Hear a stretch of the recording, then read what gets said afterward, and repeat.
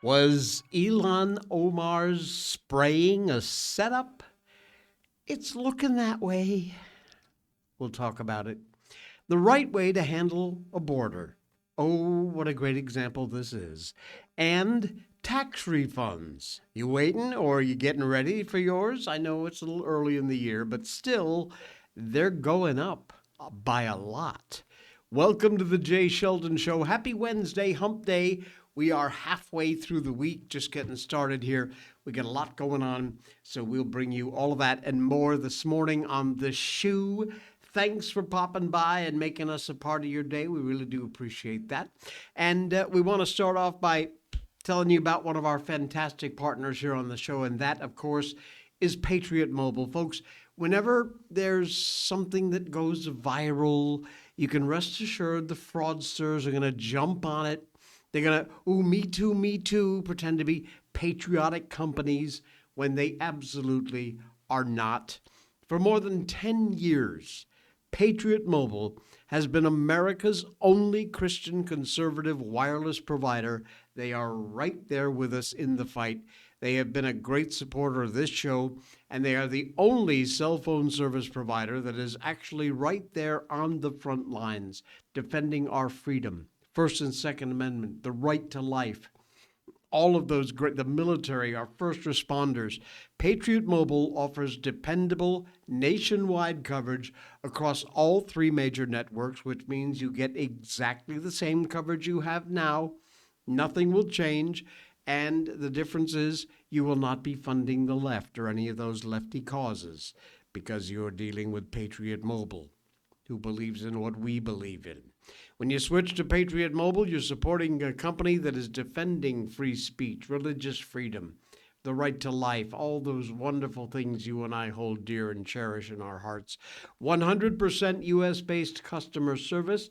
They are there to help you, not to upsell you and put you into something you can't afford. In fact, if you currently are under contract with another provider, they have programs that can get you out of those contracts, and you ought to at least check it out. You go to patriotmobile.com/J and check it out. Sign up for the service. Make the switch today. You keep your phone number. You keep your phone. Nothing changes except the company that's supporting our values, Patriot Mobile. Make the switch today. You can call 972-PATRIOT. Use the code J, J-A-Y, or patriotmobile.com/J will get you there, and then you can start using your cell phone and knowing that you are helping out a company that supports this show and also supports the things that we believe in. patriotmobile.com/J. All righty then, as the saying goes. Rather odd news out of Minneapolis from last night. Democrat Ilhan Omar, the illegal alien, speaking at a town hall event when a man approached her and appeared to spray her with some sort of unknown substance while pointing and yelling at her. Now, there are two separate videos, angles on this on this event. Let me show you one of them here as it happened. Here we go. And DHS Secretary Kristi Noem must resign or face impeachment.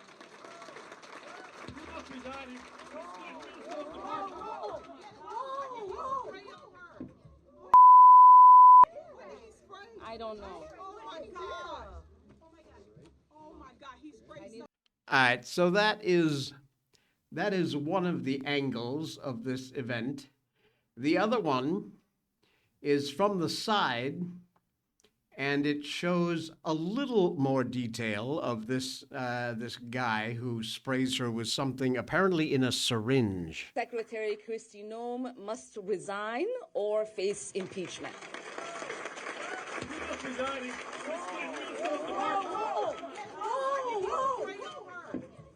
Fucking asshole. I don't know. Oh my God. Oh my God, he sprayed something on her. I need a napkin to know nothing. No, we'll go. No, we will compete. Ilhan, you need to go get checked. No, We will continue. These fucking assholes are not gonna get away with you need it. to go get checked. No, I don't know what. Yeah, okay. So that's the other angle. At the time of the attack, Omar was saying Kristi Noem must resign or face impeachment. Now, the crowd applauds, and the man approaches her from the front, holding something in his right hand, as he sprays this substance at her, appears to catch her on the arm or the chest area, something like that. He's yelling something, and no matter how many times we replay it, nobody's been able to tell exactly what it is he said. And he continues yelling, pointing at her, starts to back away towards the side, then grabbed by a man, possibly Omar's security, and he's tackled to the ground. Omar herself heads towards the guy, and she's got a clenched fist like she's gonna beat him up? Heard calling him a effing asshole. Others in the crowd are shouting, whoa, whoa, whoa. Woman in the crowd asking, what did he spray you with? And she says, I don't know. Another man appears to be security, moving towards Omar, checking her out. She's asking for a napkin. Omar insists on continuing the event. No word yet on who this guy is, although now apparently he has been identified. We'll tell you about that in just a moment. But something isn't right with this story. Something doesn't sit well. If you look, and I'm going to let this loop, but you watch where she looks and does that head nod is exactly where this guy popped up from. Watch this. Hang on a quick second. I just got to back it up and get it cued. Okay, here we go. Watch this. Resign or face impeachment. Nod. You see that? Resign or face impeachment. Watch this. It's especially obvious in the one on the right. Resign You see that? or face impeachment. Something stinks in Denmark. I'm telling you. It's very quick, but if you watch, it's there. She acknowledges this guy, giving him, almost looks like giving him the go-ahead, and up he pops. This stinks, folks. This stinks. Something is not right. They have now identified the suspect. According to Newsweek, Kazmierczyk does not appear to have been charged with a violent crime in Minnesota. He was twice convicted of driving under the influence of alcohol, according to court records.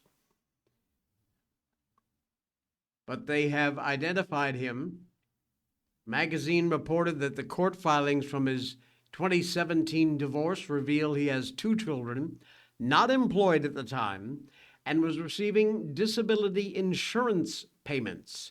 Here is this brilliant knucklehead guy. CNN reporting that he's been married and divorced twice, used Minnesota's official marriage and divorce records as its source. They report a Facebook account that seems to belong to Kazmierczyk has a history of all kinds of political posts, including criticism of Democrats like Joe Biden, Kamala Harris. October 2021, he posted a cartoon criticizing Omar's security spending. Now, Newsweek reported after the assassination of Charlie Kirk, Kazmierczyk changed his profile picture to a photo of Trump speaking at a Turning Point USA event. A couple of weeks later, he changed it to a photo of Kirk's widow, Erica, being comforted by Trump. Previously added badges to his profile to show his support for Ukraine. And the news site then claims to have found an X account from Kazmierczyk, which follows Kirk, Ben Shapiro, Candace Owens, and Benny Johnson.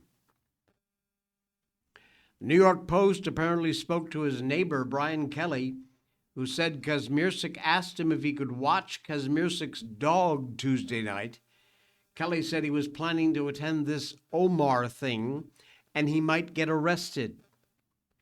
Kelly said he figured it was just nonsense if he was going to do anything stupid. He said, sure, I'll walk her. And then the next day he said, don't worry, I got it covered. Kelly told the Post Kazmierczak had been very heavily medicated due to a car wreck that impacted his spine years ago.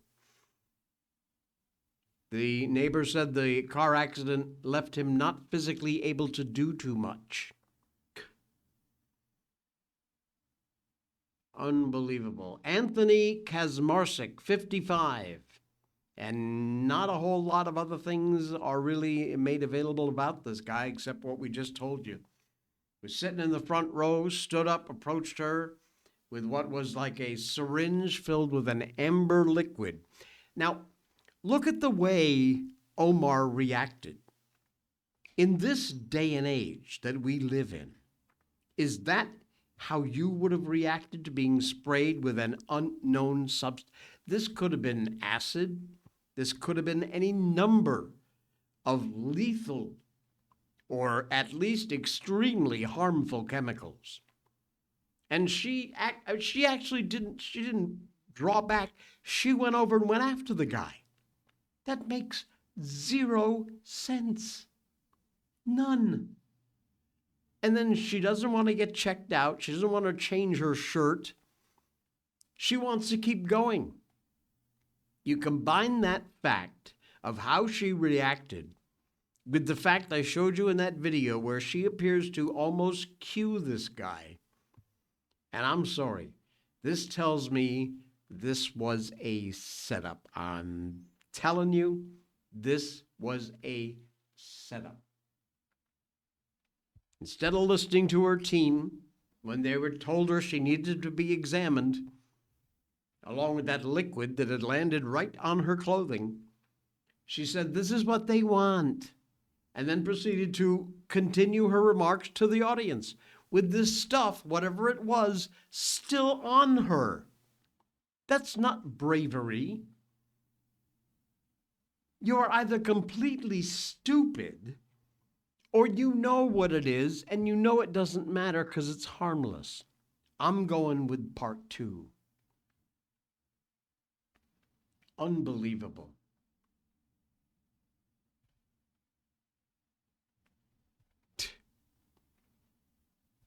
Well, things in Minnesota after Walz and Trump had their little conversation seem to have changed a bit.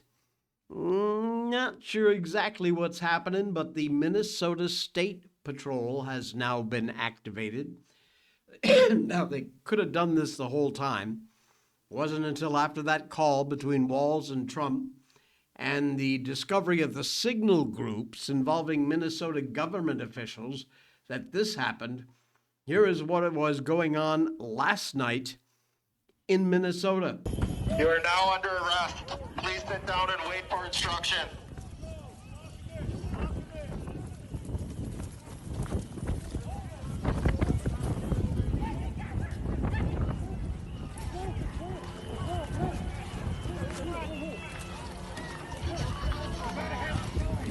Where's your credentials? I'm at level 12 news. I can't hear you. I'm at level 12 news. BG on the scene. I just pressed. You don't have any press credentials? I don't. I can show you what. All right, why don't you move out there, okay?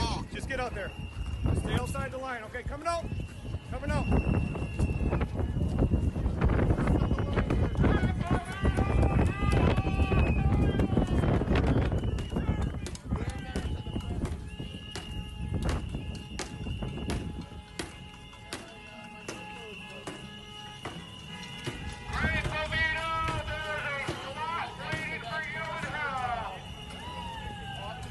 So there you go. When the state police, state patrol gets involved, something's going on. People are getting arrested.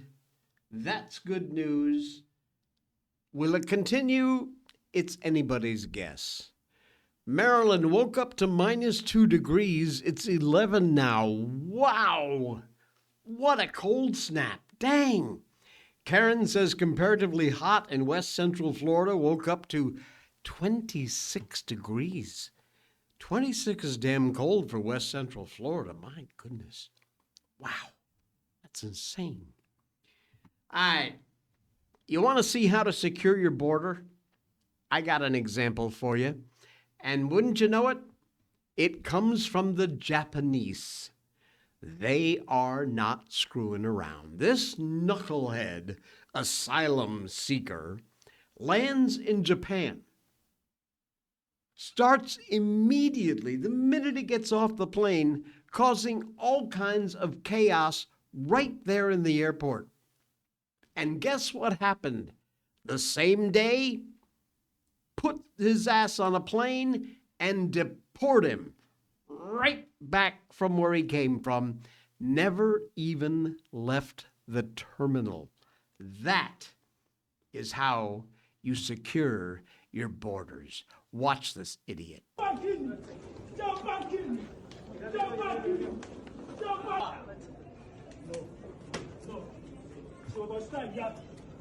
them job. Hey, brother, you are giving them job.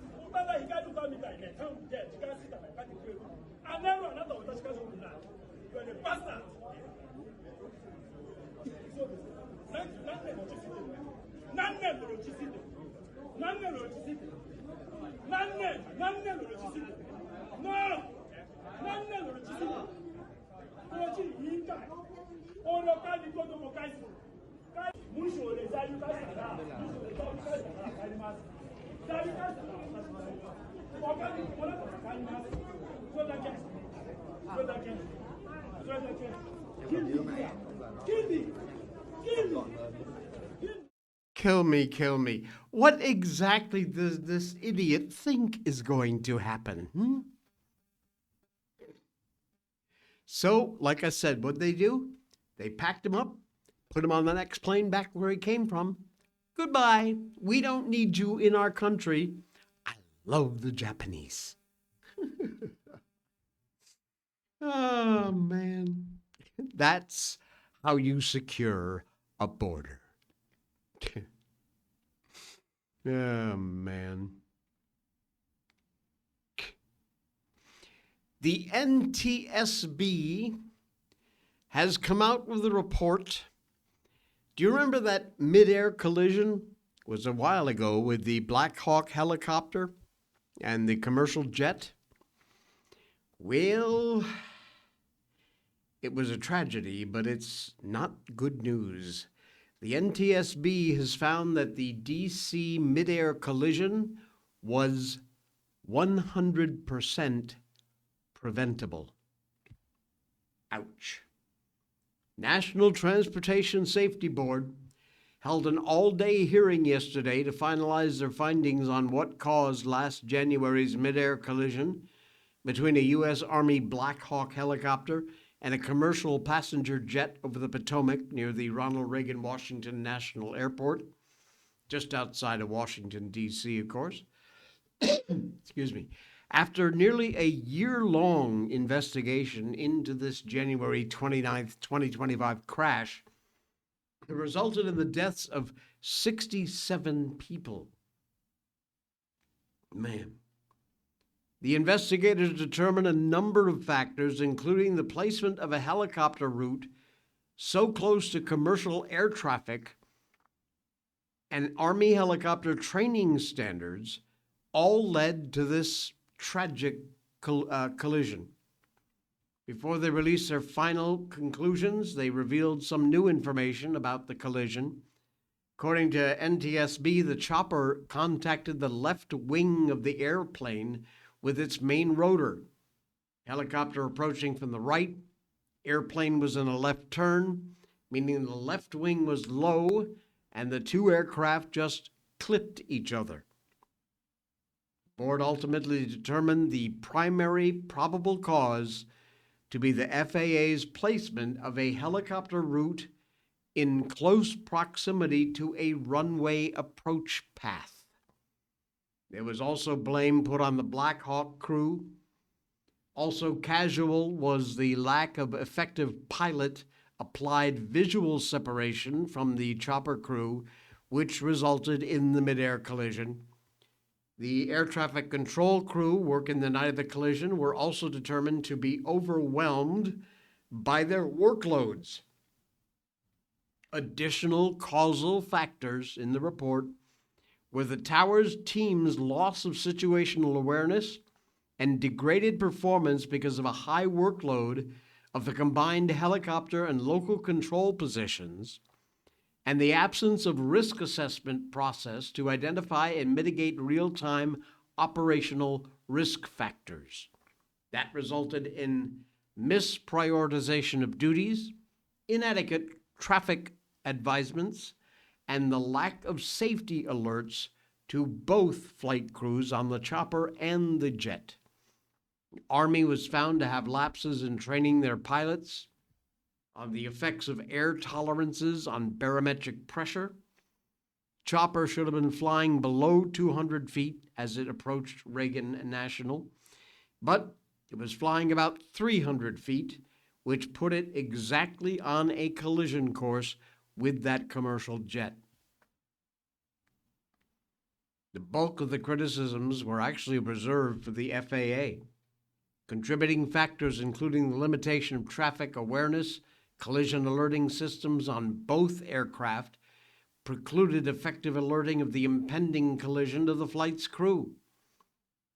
An unsustainable airport arrival rate, increased traffic volume, changing fleet mix, airline scheduling practices at DCA, regularly strain the workforce and degrade safety over time. This is actually in the report. Notably, the behavior and the actions of the passenger jet pilots were not called into question in the NTSB's findings. Seems they did everything correctly. An interesting video introduced during the hearing that showed the visual recreations of what each flight crew saw, overlaid with an actual cockpit audio recording as the aircraft approached the airport. It's very long. You'll have to look it up online, but that it exists. You can watch it. It's like 8 minutes long. Too long to play here. Very visibly angry NTSB Chairwoman Jennifer Hominy told the media the panel's findings, "We should be angry because for years nobody listened. This was preventable. This was 100% preventable." Sad. So many people lost their lives in that crash, that collision. Unbelievable. Hey. Yeah, you're right, Marilyn. Gonna repost. Didn't like her. Was wrong. Got my brain in gear. Didn't seem right. We can just wait and see. I'm telling you, the likelihood of anything coming out of this is near zero, which is the saddest part with this Ilhan Omar fake getting sprayed with something crap. Anyway.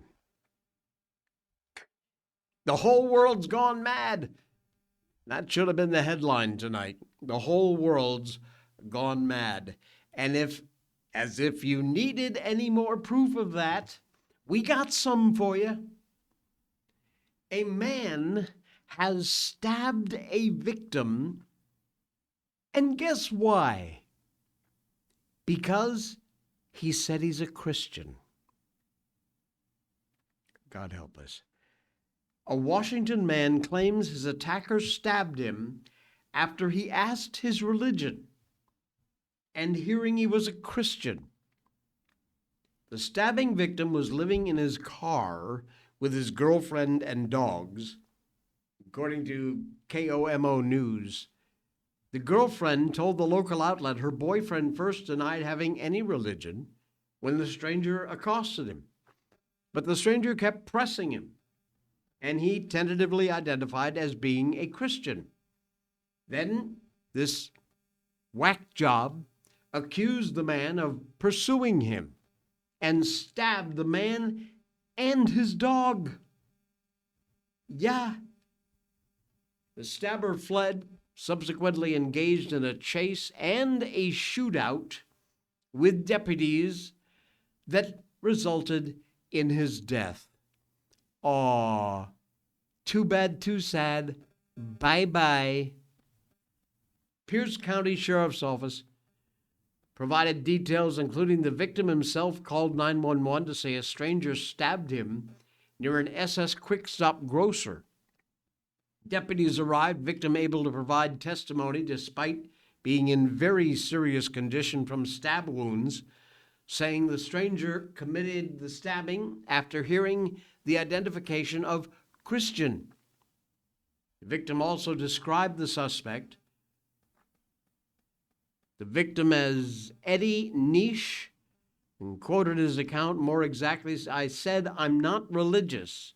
And he goes, "Well, what religion are you?" To which he replied, "I guess I'm Christian." And Niche recalled, he said, "You've been looking for me for some time. I don't even know you." And then the crazed attacker, armed with multiple knives, repeatedly stabbed the guy. After this, we talk about the world gone mad. After the stabbing, suspect punctured the victim's lungs. He said he remembered being drenched in blood, and also his stabber was brought to the hospital right near him. When I found out he died, I thought to myself, "Oh, he died. I feel bad." And then I thought, he just stabbed me. The victim said, unfortunately, his injuries from the stabbing, doctors found that Niche had his lung cancer and a blood clot in his brain. Wow. Man. Both the injured man and the dog were treated. Dog underwent surgery at a veterinary hospital and is expected to survive. Thank goodness for that. Deputies shot and killed the subject. Locals told the news outlet the shootings and crime in general are becoming increasingly common in that area. Ex-influencers identifying the deceased stabber as an Islamist. No surprise there, but not clear if this is based on any of the specific details provided by the police or witnesses, or whether it's just some extrapolation from the stabber's fixation about religion. Certainly mentally ill, no doubt about that to some extent. But I'd be curious to know if he has any previous criminal history, which they do not list in this report. It certainly seems like he probably would. Unbelievable. Unbelievable. Hey, are you getting ready for your taxes? Oh boy, paying taxes. We all love that, don't we? Well, guess what? There's good news. The $4,000 milestone. Average tax refunds are going to hit a new high for 2025. More winning. People do tend to vote with their wallets, no doubt about it. Most folks have a pretty fair idea what side of the bread their butter is on. Usually they're going to vote for more rather than less in their bank balance, which is why "it's the economy, stupid" went from a rather flip comment to an absolute truism when it comes to elections. Absolutely. So as the midterm election cycle is starting to get going, you can feel it. It is very significant when the Speaker of the House, Mike Johnson, takes to his X account to tout one economic success, which is the working family's tax cut. Johnson posted, "More money is coming and being returned to you. The average working family can expect nearly $4,000 back this tax season. That's about $800 more than last year. He writes, that's what happens when Republicans are in charge and we put Americans first, just as we planned. The working families tax cut is resulting in lower taxes, bigger refunds, and greater opportunities for everybody. Now, that's all well and good. Valuable campaign talking point, no doubt. As we get into some of this serious campaigning, especially is going to start taking place after Labor Day. I know that's a ways off, but a lot of that money will have been spent by then. Big portion of the population seems to have the attention of a bluebottle fly, but it's a message that Republicans are going to have to keep pounding home. It is a big deal. Over at the White House, Press Secretary Caroline Leavitt is doing exactly that. She says, as tax season kicks off, millions of Americans are poised to receive significantly larger tax refunds thanks to President Trump's landmark Working Family Tax Cut Acts, which every Democrat in Congress opposed. Yeah, nice to know, huh? Oh, man. The midterms are very important, much more than usual. Admin, Congress, got to get this web-footed waterfowl arranged in linear fashion, which is another way of saying getting your ducks in a row, if you couldn't figure that out. More money in your pocket is a way to win. If they're going to, it's going to be about that message. You got to keep pounding it. People got to remember, you're going to get your tax refunds in what, April, May, June? After Labor Day is a long ways away from that, months down the road, and you got to keep reminding people. It's got to be about the message. More money in your pocket is a good message. Democrats probably be singing the same old song, protecting illegal immigrants, giving neurotic boys access to girls' sports and girls' locker rooms in the schools. That is no reason for the GOP to be resting on its laurels. Campaigns got to be fought right up to the bitter end for each and every vote. No backing down. One of the arrows in that quiver is going to be bigger tax returns. You can guarantee it. Guarantee it.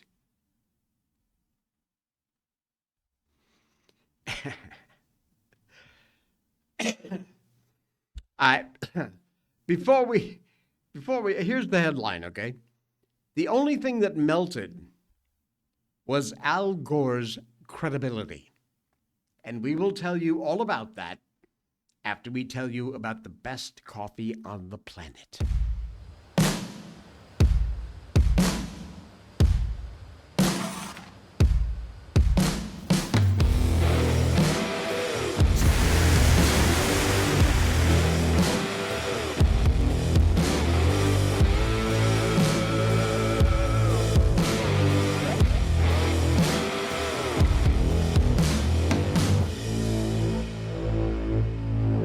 Blackout coffee delivers that rich, smooth, deep, hard, heavy coffee flavor, and it is never bitter.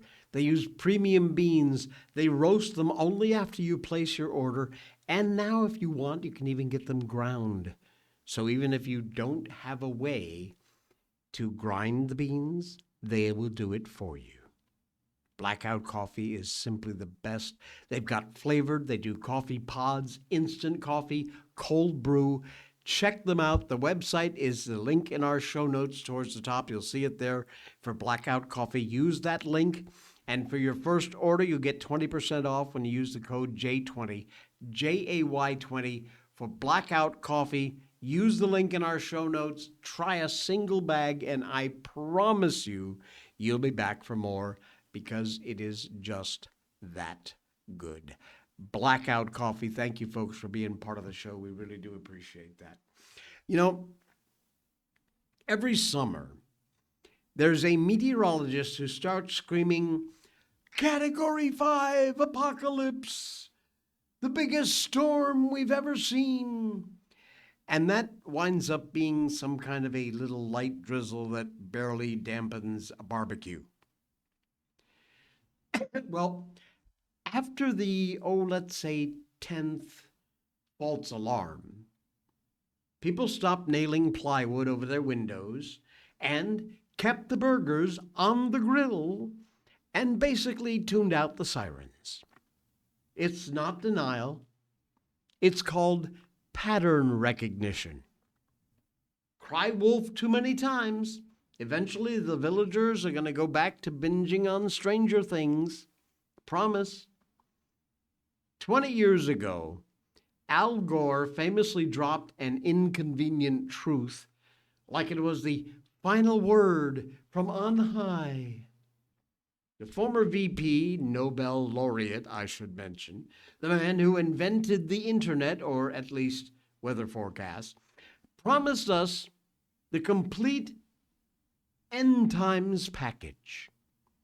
Vanishing polar ice caps, cities submerged underwater, faster than you can say, evacuate Florida, and snow becoming just a fairy tale for kids. Dissent? Well, that was simply denial. The moral equivalent of kicking puppies. Settled science, folks. Pay up or shut up. Now, fast forward 2 decades. Ask yourself, how'd that work out for you? The predictions that missed harder than a drunk darts player. Gore shared dramatic graphs. Polar ice gone any day now. Sea levels 20 feet in the near future, which in political time means before the checks clear. Arctic summers, ice-free, and pick a year, any year, 2013, 2014, 5 or 7 years from now, or whenever he was speaking, basically. The snows of Kilimanjaro vanished within a decade. Coastal cities should be having snorkel conventions by now.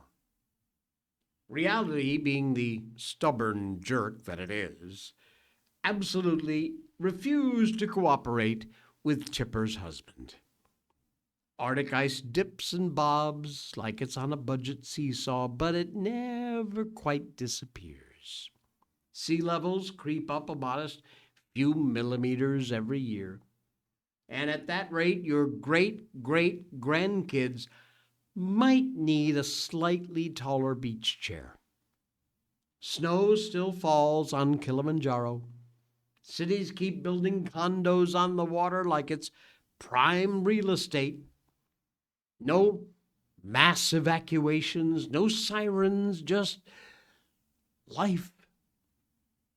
Deadlines came and went quieter than a mime convention.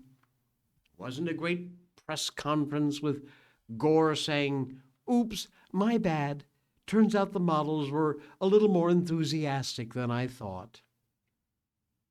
Just publish new deadlines, fresh urgency, and using exactly the same PowerPoint. Gore simply didn't present data. He delivered prophecy. Models were not educated guesses. They were divine revelations.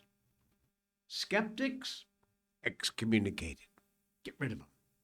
Judith Curry, the woman who used to run an entire earth sciences department at Georgia Tech, pointed out that the field had swapped evidence for moral clarity. Richard Lindzen, the MIT emeritus guy who actually knows atmospheric physics, called out this overcooked sensitivity claims. Both got heretic treatment. The debate was already over. Time for them to repent. Science evolves. The movie? It's still stuck in 2006, like a cassette tape in the VCR. Meanwhile, alarms keep getting louder, drowning the quiet chats out. There's one funny thing, though. As the catastrophes continued to fail to show up, Gore's personal forecast looked actually kind of downright sunny. Speaking gigs paid better than ever. He co-founded Generation Investment Management because nothing says save the planet like turning manufactured climate panic into hedge fund portfolios. Carbon credits, green consulting, Davos photo ops. Fear wasn't a bug, it was the business model for this knucklehead. Everybody else gets to sacrifice higher taxes, smaller cars, guilt trips. The profits receive private jets and ocean view properties. How nice. Nothing says the seas are catastrophically rising like buying waterfront real estate. Bold move, guys. Most people aren't against clean air or sensible conservation. They're against the guy who keeps screaming, "The sky is falling," every Tuesday while quietly cashing those apocalyptic checks. When every season is branded an emergency, urgency becomes just background noise. Real problems get buried in the realm of gore theater. Science fixes itself through humility, correction. Advocacy just keeps using bigger and bolder fonts. That's it. The weatherman who keeps promising Armageddon while mainly delivering partly cloudy skies eventually gets the remote handed to somebody else. A whole generation found itself trained by Al Gore while expecting biblical floods that never materialized. Glaciers are still here. The cities are still dry. Credibility? Well, that melted faster than the models predicted. But hey, at least the PowerPoint still looks dramatic. He's done, he's cooked. If anyone is still paying attention to this idiot, well, you know, at this point, that's on you. Baby was hitting buttons, says Danny. I'm scared for the midterms. Know a lot of people, friends of mine, who are not voting Republican anymore. Yeah, something needs to keep going. With all that's going on with the Democrats, why anybody would still be supporting these morons is beyond me. But unfortunately, I think you're kind of right. Yeah. All right. What? Wait. What? The missing Utah children turned up where? This is one of the most bizarre stories I have heard in a long time. November 29th, West Jordan, Utah. 4 children, ages 11, 8, 7, and 3, went missing.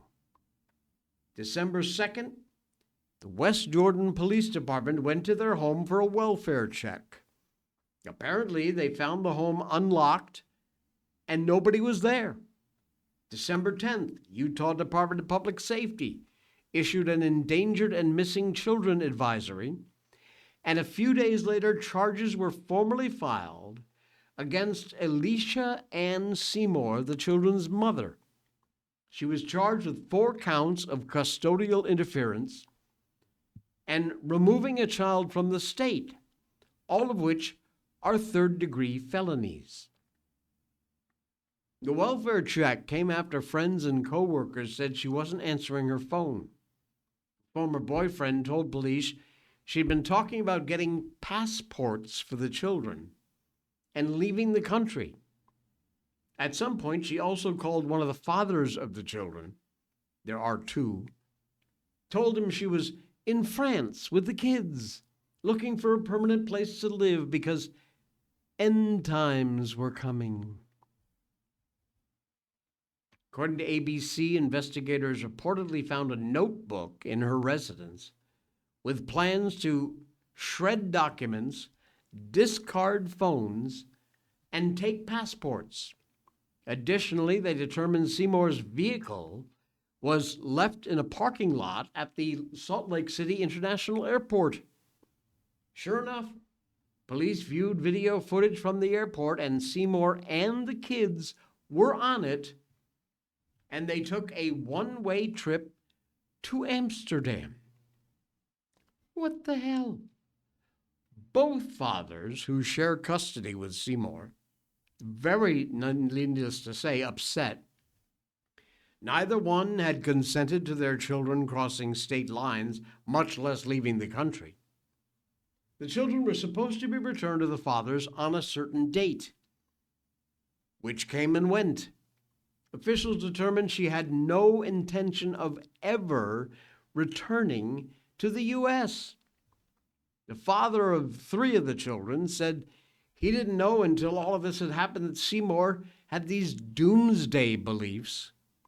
He found out when someone discovered she'd secret social media accounts where she talked about these beliefs.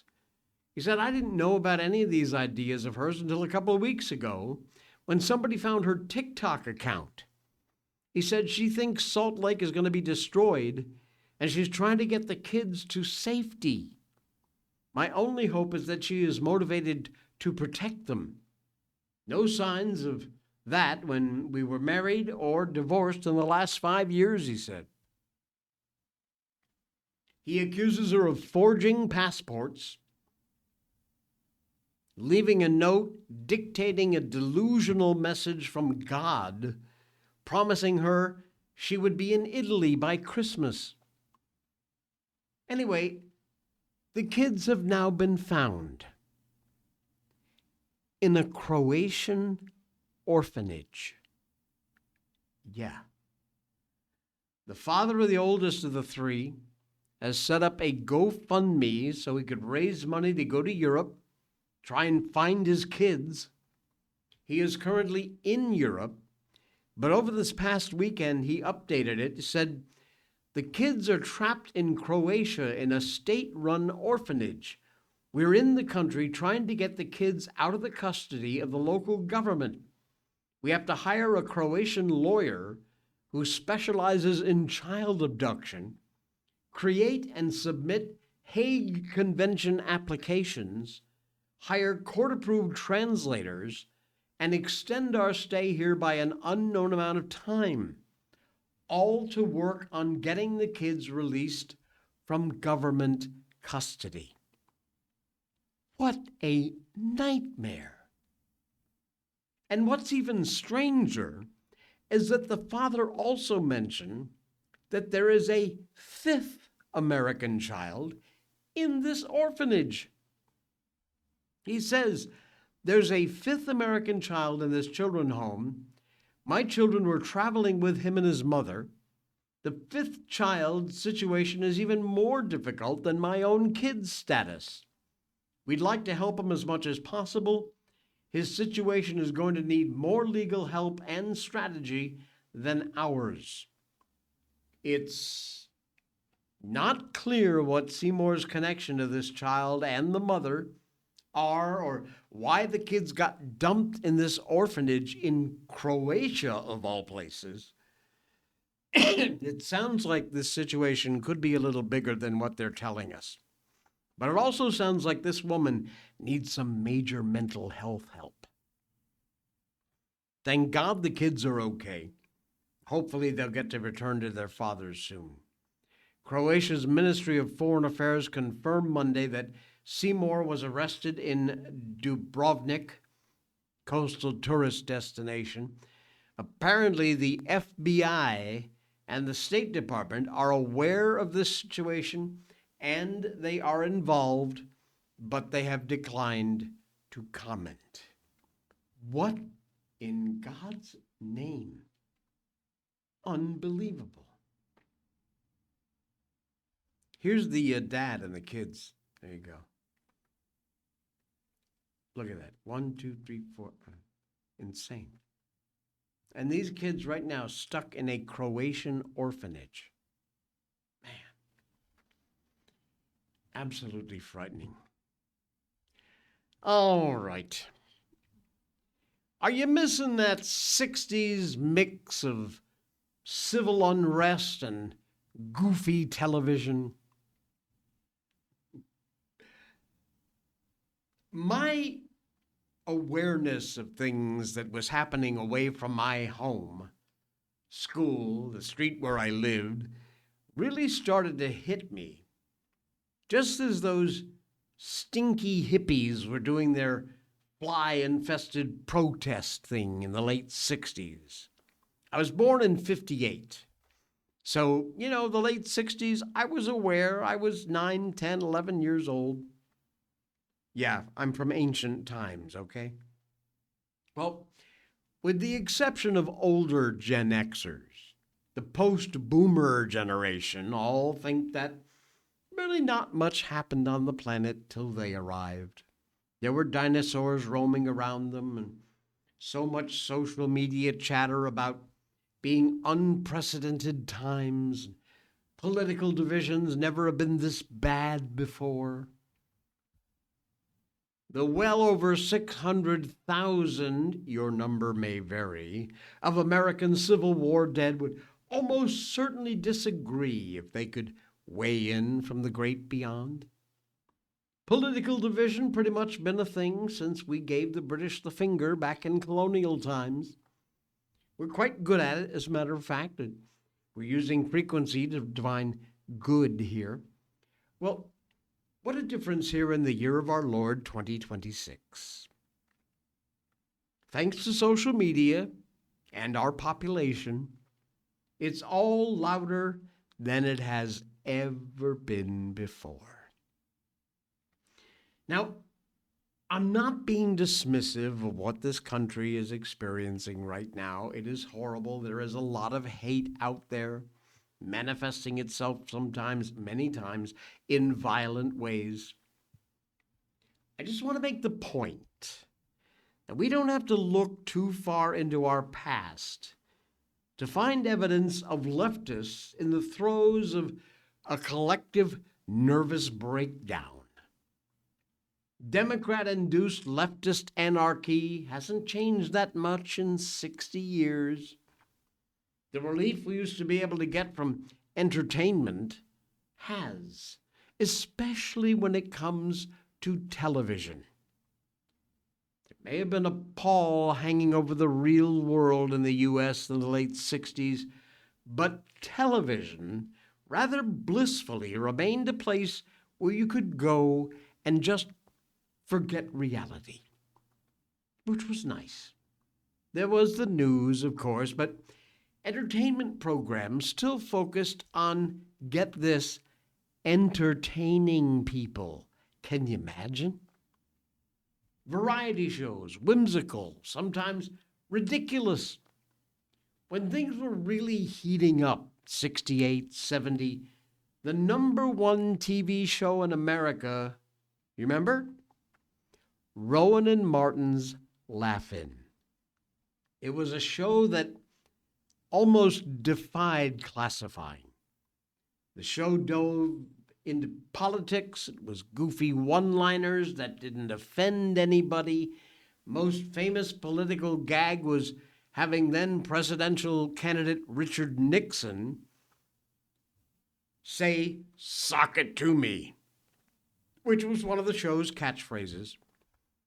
Gomer Pyle USA, USMC, the Andy Griffith Show and the spin-off Mayberry RFD, remember? If you're old enough. They were in the top 10 during that time period. Television producers in the 60s did not shy away from offering wacky TV fare. They weren't afraid of abbreviations. The bottom line was, after Walter Cronkite was finished telling you how awful everything was outside of your front door, You could then flip over to NBC and turn on Laugh-In and see how short Goldie Hawn's miniskirt was going to be this week.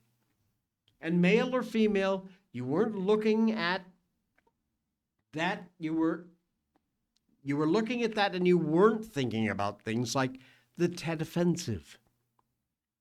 In the 70s, producers on television, looking at you, Norman Lear, writers decided comedy should be filled with messages about the state of the world. It was the beginning of the end of pure escapism, focus of televised humor. It'll never die, but when it began to be pushed into the periphery, just in comedy, but in all of entertainment. Late night comedy, still ruled by Johnny Carson, be a couple more decades before it was no longer safe. And you know how it's gone in recent times.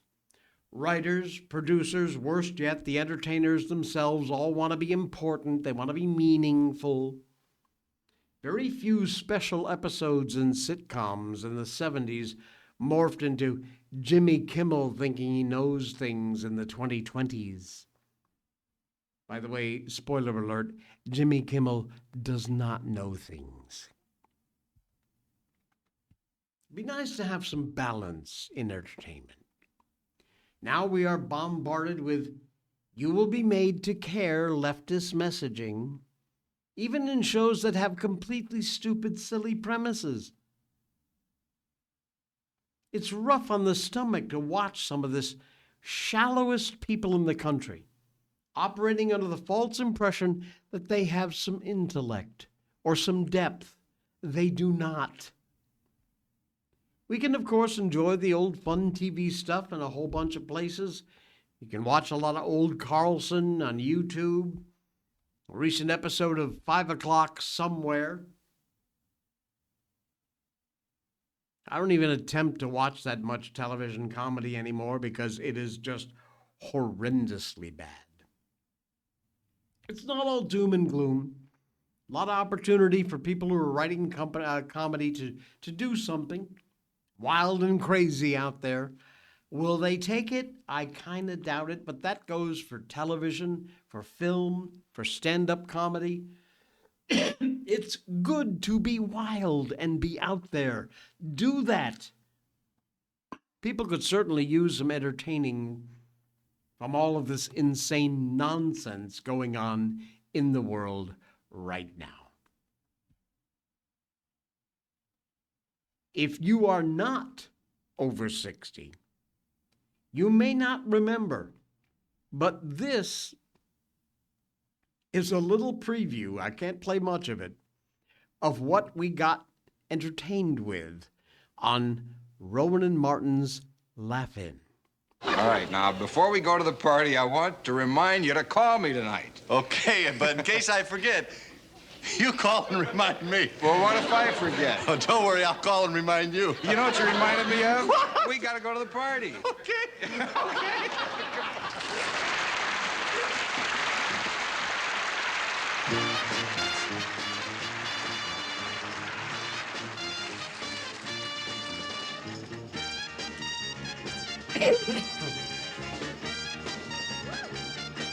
At the last party I went to, there was a 300-pound girl wearing a see-through blouse. You could see anything you like. Trouble is, you didn't like anything you could see. I needed a flu shot, so I asked the doctor to inoculate me where nobody could see it. So, tonight I'm going up to his apartment. Boris really likes my new apartment. Everything except the dishwasher. Boris says he has got to go.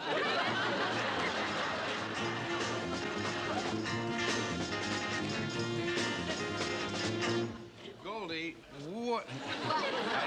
Now that I have your attention. Spasm. Was that what it was? Yeah. What do you, I forgot the question. What do you think of the population explosion? Well, you know what? Doesn't bother me a bit because I wear earplugs. Okay. Anyway, That's just a part of what we had to take our mind off of things. And it worked really well. All right. Cold's starting to back up on me. Hang on a second. Oh, my goodness. All right, we're done. Thank you for popping by. Be sure and hit our sponsors up, join our Patreon channel, and we will be back again tomorrow, same bat time, same bat station, with more of the Jay Sheldon Show.